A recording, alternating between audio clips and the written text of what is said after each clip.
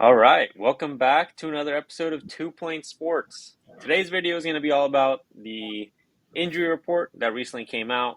Obviously, that's going to affect a lot of the potential outlook of the offense slash the whole team in general, and the outcome of this game. It's kind of hard for me to say that because I don't know how much it actually affects it, but it does kind of it does affect roster management a little bit. And we're going to talk about that because Brandon and I think, have pretty opposing viewpoints on this one. Before we get into everything, though, as always, make sure to like, comment, subscribe. Follow us on everything in the description. It's all social medias and Apple Podcasts and Spotify. All right. So, injury report came out earlier today as we're recording this on Wednesday.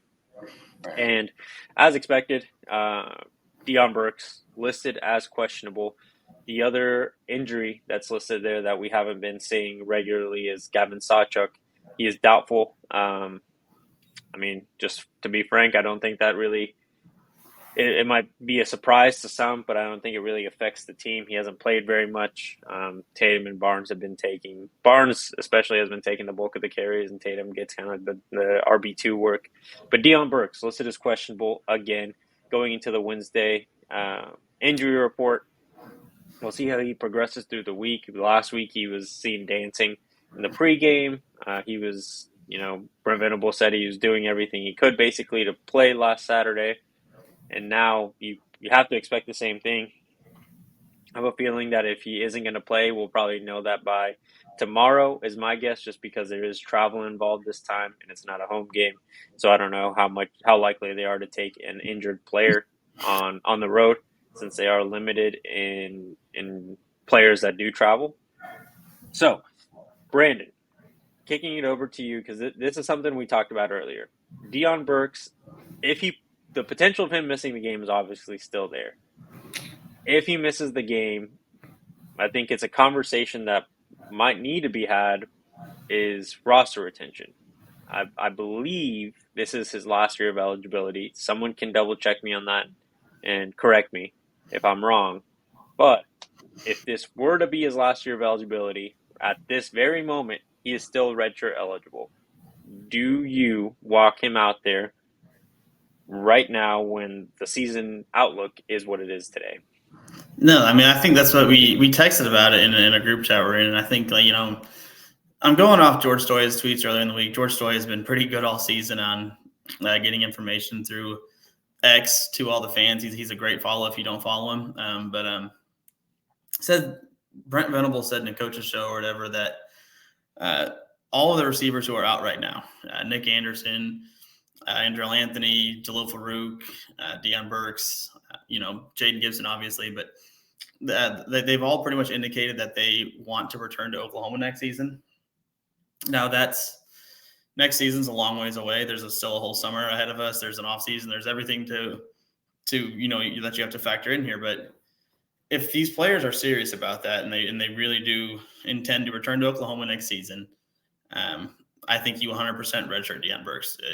What's the point at this point of throwing him out there? If I think he probably makes the offense marginally better because I think he's a very good receiver, and I think the offense would look better. I think Jackson Arnold, especially as a starter, has developed some sort of rapport with Deion Burks, so we might look a little better in the Ole Miss game, look a little better the rest of the way. But I don't think we're going to win 5 games to close the season, to go 9-3. I don't think we're going to be playing in an elite bowl game, if one at all. I think at this point, just sit all the receivers, sit everybody who's even kind of hurt, try to sneak out one SEC win, get to 6-6 or whatever, play a bowl game, come back next season. That's kind of my approach to this stuff. I just don't see a point in, if he can redshirt, he wants to come back next year. I at this point, I would play it that way and just kind of take the season as it's just a lost season. Yeah, so I double checked myself. So he's already actually redshirted. He is a redshirt junior. I think the shirt he's available for would probably be an injury waiver of some sort to get him an extra year Obviously, at this point, he still has one more year. So if anyone is in the comment section correcting me and calling me a dumbass, fair. But I've already checked myself. One more year. Technically, a waiver would extend it to 2 years. I doubt that that's currently the plan, given how talented he was and how highly touted of a wide receiver he was in the transfer portal. I'm sure if he does come back for one more year, the plan is one more year and off to the NFL, so he can, start making some serious money, assuming he is as talented as we all expect him to be. It's hard to say that he is. I think after this season, probably hurt his draft stock a little bit. He had really good seasons at Purdue, but with injuries and how this offense has been performing, he might have a little bit of leeway from scouts, but it also just statistically, it's just not there. So they would rely a lot on his years at Purdue to make an assessment, which sometimes doesn't really benefit the player. I don't know. I'm not going back to the point of like roster management, retention, getting extra years of eligibility. I'm of the mindset that if he's ready to play, you just go out there, you play him, especially now that we know he's already redshirted. This would need to be a medical waiver, assuming that it would be a season-ending injury. That is one thing that I'm not 100% sure on is like how these guys would qualify. Somehow Cam Rising keeps getting all these different red shirts, gray shirts, whatever you want to call it. That guy's, if he doesn't have his PhD and is ready to practice medicine by the end of his time at Utah, it was a failed college career.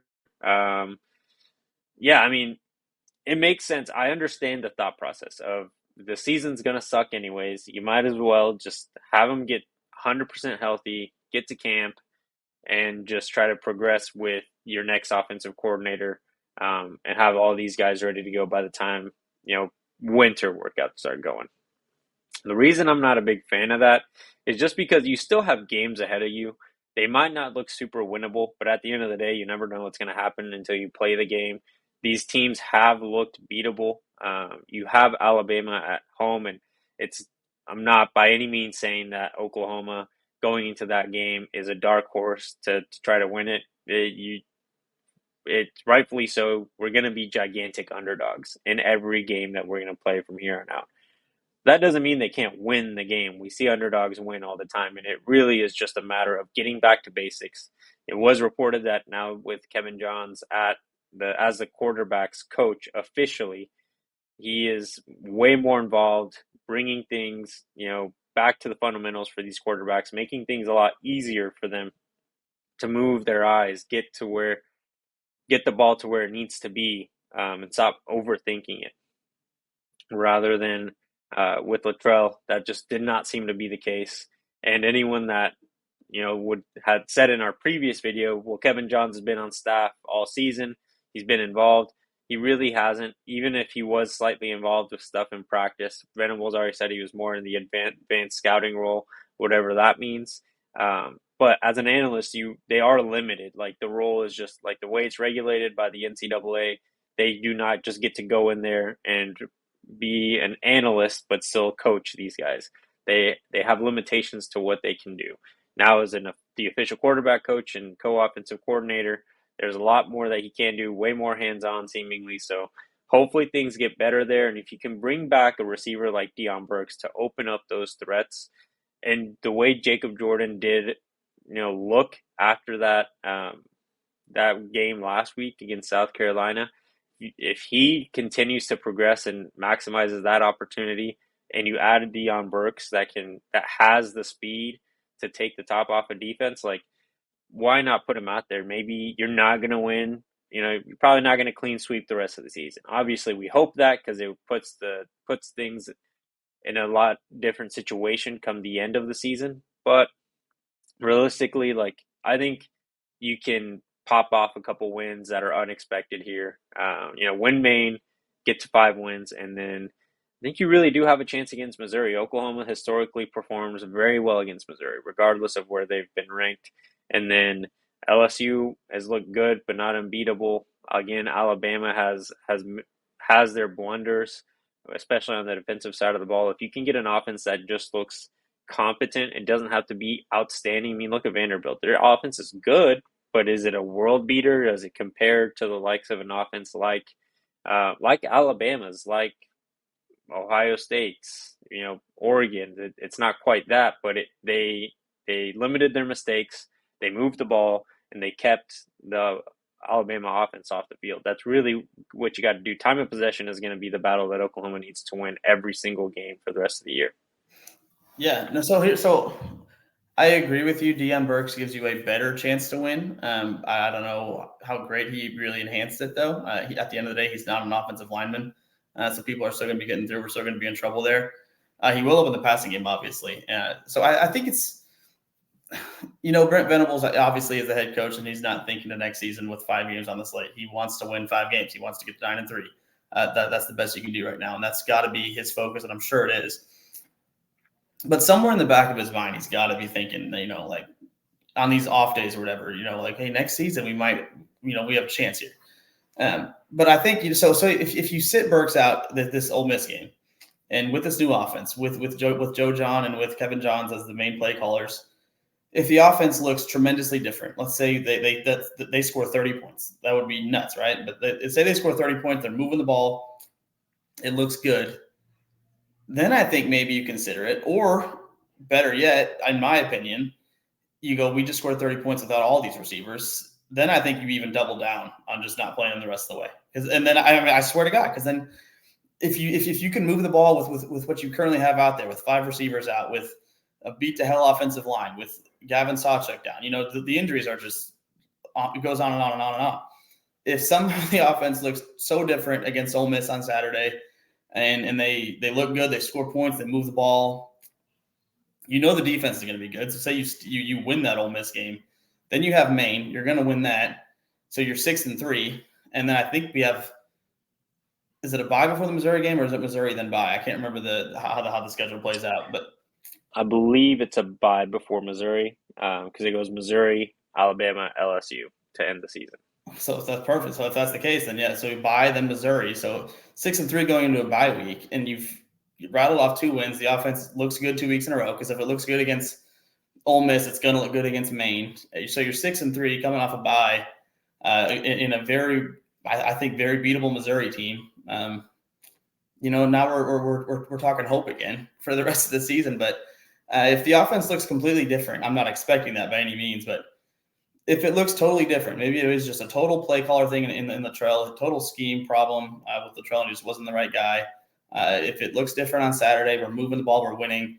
At that point, I would double down and just roll with what you have out there the rest of the season. And because then, if you finish 8-4, if you drop a game, if the offense looks good, I think if we go 8-4 at this point, every Sooner fan alive is going to call that a huge, massive win, considering how the season, looks right now. And then, I think you double down and just sit them. And if you do finish 8-4, Sooner fans, Sooner Nation, the coaches, the players, everybody, the recruits in the 25 class, everyone's going to be feeling really, really, really good all of a sudden about the outlook, about 2025. And I think, if we're winning with what we have, if the offense looks good with what we have right now, I double down, sit them.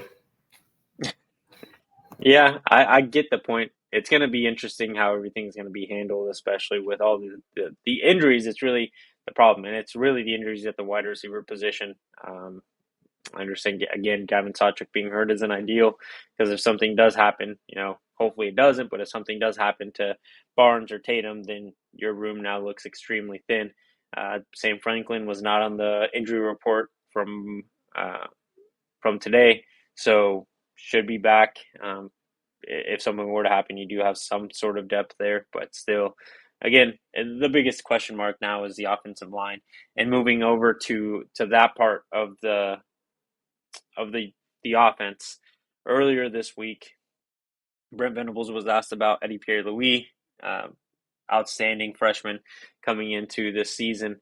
We've only seen him in 1 game, but for anyone that follows recruiting, who's followed this show, who's followed Oklahoma football in the offseason, Eddie Pierre-Louis is probably the most athletic offensive lineman that has been recruited by Oklahoma in the last 5-10 years, potentially. I don't know if anyone is as just versatile in his athleticism. He's extremely strong. I think he set some sort of record for high school with his bench press reps. If he didn't, then that's impressive because he had more than some offensive linemen that were entering the NFL Combine.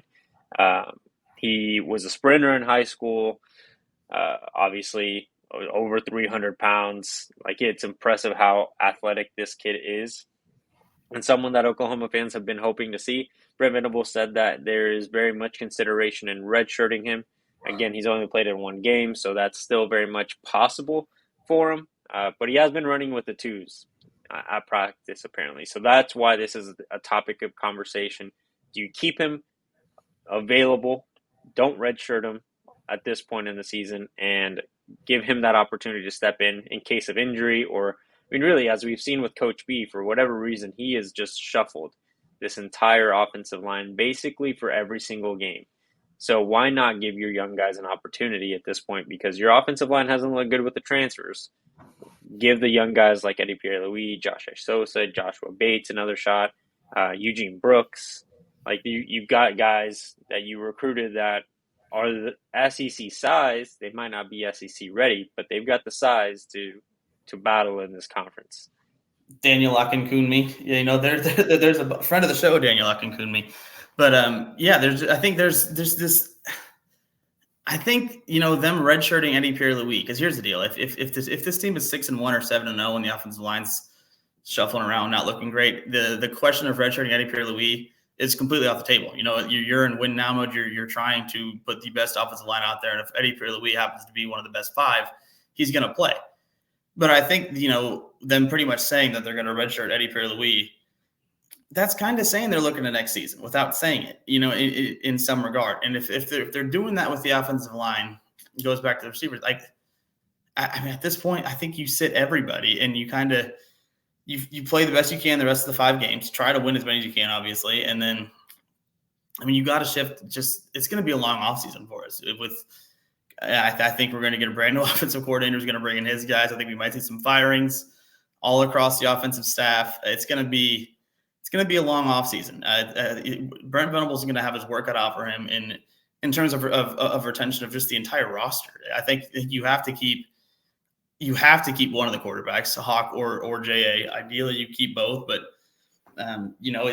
there's a lot of teams in college football, and NIL is nuts, and who knows? It's going to be. I think you sit everybody and win as many games as you can, and just focus on the offseason and keeping as many bodies as you can, because it's going to. I don't know how many we realistically keep, or how many hit the portal. I mean, it's definitely a topic in this day and age of college football. The roster retention side is more important now than ever.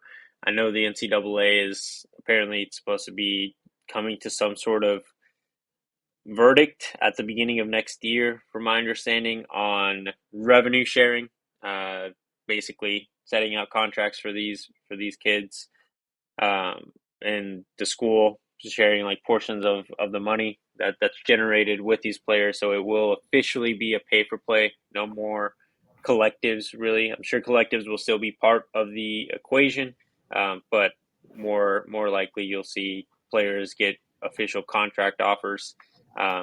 If that money is disclosed or not, I personally think it doesn't really matter, because it's for the most part donor money. But I mean, we'll see what happens. Apparently, they're supposed to be like, the reports right now are that with the revenue sharing, it's like $20 million for the athletic department, not for football. So then only a portion of that is like, set for football. Bit of that is percentage of that is basketball. Other sports that, but obviously football, especially for major schools like Oklahoma, Texas, Ohio State, Oregon, Michigan, football is going to get your biggest chunk of money so that you can be competitive in the portal and recruiting. Is it going to be $20 million? Because I haven't seen anything about it. So is it $20 million for every program in the country? Yeah, so it'll be like a set salary cap. I don't know if it's conference wide or NCAA. I think that's what I don't quite understand. And the $20 million might have just been like a random thrown out there number, but it is going to be like a set, basically a cap to just athletic department contributions and revenue share to the teams that are part of the university. That's how it should have worked all along. I mean that makes it. I think that just makes the game way more fair for everybody. Then you don't have Phil Knights of the world just throwing whatever amount of money they want because they can at players to come to Oregon or Texas A&M oil money and stuff like that. It's if you set a salary cap for everybody to play with, everybody has to distribute that money across all of their athletic programs. It makes it kind of brings back college football to the way that it was before, while players are still being paid, which I think was the goal of NIL all along. And it kind of just got a little fucky there. Yeah, I think and right now it's just greed, and obviously things will change, and we'll talk about that once that kind of stuff is actually passed, when those numbers are actually official, and when it's implemented. But with again going back to the topic of today, kind of roster retention has really been the theme. You want to make sure that obviously this year you want to make sure you put the best product you can on the field. It's been tough on the offense, but the defense has excelled. You want to try to get some complementary football out there so that these guys don't just get frustrated and kind of give in on the season at some point. But you also got to think about the next year. At some point, that has to be a thought that comes through BB's head. Castiglione, the rest of the staff, really. Like, I'm sure there's already been reports out there of like initial like lists of offensive coordinators that are candidates for the job. So I don't think, regardless of how Finley does, he's probably not going to be the full-time offensive coordinator going into the 2025 season. So there's already things that you're looking forward to. I just think if we average 41 points a game the next 5 games, you don't think he keeps his job? I think that would make it a very tough situation for Brent Venables, because obviously like something happened there where he generated that spark he needed, but Finley was also part of the problem when the offense was terrible. And so yeah, I think at that point you got to really like watch film, like what changed, talk to your players, like what was it that made it such an impact where you're able to perform at such a high level now versus when, the beginning of the season, your first 7 games. So obviously, I don't think that's gonna happen. It's not going to happen. This is Finley's first time calling plays. So in Fairyland world where this is going to happen, we average 41 points a game and nobody comes back. We're down 5 receivers the rest of the way. Gavin Sawchek's out the rest of the year. Let's just say that the offensive line remains as beat up as it is, but you still score 41 points a game. Then I think you have to keep him. I mean, I think in Finley's world, that's got to also be the best case scenario. You turn this offense completely around. You should, you show the world that you should have been the play caller from the beginning, and you kind of buckle in your job and get the panic around the program to settle down. But realism, unlikely. I hope it happens for him, but 41's not likely with how this offense, and it's really not even like he might have a good scheme. He might be a decent play caller where they actually put something together, but the offensive line is your problem this year. I don't think even the best play caller in the country could really help this offense get to something like averaging 35, 36 points per game.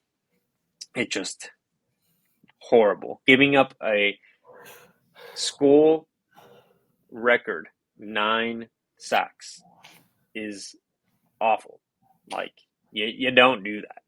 You can't do that. Especially, I'm sure Coach B is not very happy, and I know he's been kind of a topic of conversation as well with just how bad this line has performed and the shuffle that he continues to do. I think he might not be on the hot seat, but he definitely can't be feeling comfortable if his offensive line continues to play this bad. Yeah, no, I mean, I feel like it's probably a hot seat at this point. I think that's why he's shuffling so many guys around, trying to put together an offensive line for 5 games. He tried some new against South Carolina, but yeah, I mean, we're looking at 12 points our last 2 games, 1 touchdown in 8 quarters. That's abysmal. It's bad. Yeah, I mean, I agree. So the offense, I don't think it's going to be much better. We have to hope that it's better enough to. I think if you 17-point average, like, we would be content at this point. And it sucks to say it, but that's true. Yeah, I mean, we're at this point, we're outside of the main game. We're trying to win games 20-17, 23-20, something like that, or get a defensive touchdown somewhere and get 30. But it's tough. It's bleak. It's a bleak world right now in Norman for football, but basketball's right around the corner. Well, I might not be the biggest Porter believer. We got to hope that team can put something together going into their first year in the SEC as well. We'll see how that goes. I think level of competition goes down slightly. Texas is still a good basketball program, but the Big 12, over the It last was tougher in five, basketball. 10 years, it's been the basketball conference. So, well, I'm sure we'll talk about basketball deeper into the season, but for today, that wraps it up for football. Make sure to hit the comment section. Let us know what you think. It became a lot more opinionated than I thought, to be honest with you, It's just which I happens. think is good. Yeah, it happens on Yeah, the forum sometimes. we'll see what happens. Roster retention, I think, is going to be the biggest topic of conversation over the next 5 weeks. So let us know what you think. Sit, play.